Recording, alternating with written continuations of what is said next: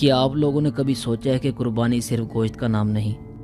दुनिया का कोई मुल्क करोड़ों अरबों रुपए अमीरों पर टैक्स लगाकर भी पैसा गरीबों में बांटना शुरू कर दे, तब भी गरीबों और मुल्क को इतना फ़ायदा नहीं होगा जितना मेरे अल्लाह के एक हुक्म से होता है। वो हुक्म है कुर्बानी, जो हम हर साल करते हैं। ईद उल अज़हा पर एक अंदाजे के मुताबिक 4 खरब रुपए से ज़्यादा का मवेशियों को कारोबार होता है। वीडियो में आगे बढ़ने से पहले आप तमाम दोस्तों से गुजारिश है चैनल को सब्सक्राइब कर लें, क्योंकि हम लाते हैं दुनिया भर से मालूमाती वीडियो सिर्फ आपके लिए। तकरीबन 23 अरब रुपए कसाई मजदूरी के तौर पर कमाते हैं। 3 अरब रुपए से ज़्यादा चारे का कारोबार वाले कमाते हैं। पाकिस्तानी कारोबार की दुनिया में सबसे बड़ा कारोबार ईद पर होता है।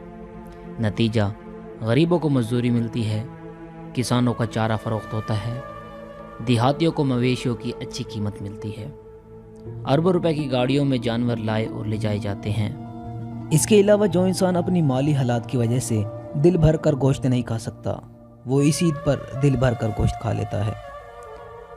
खालें कई सौ अरब रुपए में फ़रोख्त होती हैं।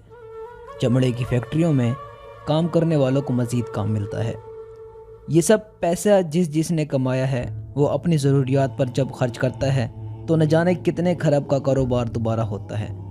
ये कुर्बानी गरीबों को ना सिर्फ गोश्त खिलाती है, बल्कि आइंदा सारा साल गरीबों के रोज़गार और मजदूरी का भी बंदोबस्त करती है।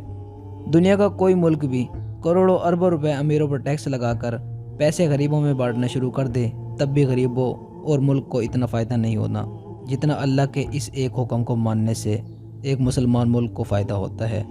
इकनॉमिक्स की ज़ुबान में मैं अगर कहूँ तो इसको सर्कुलेशन ऑफ वेल्थ का एक ऐसा चक्कर कहते हैं जिसका हिसाब लगाने पर अक्ल दंग रह जाती है।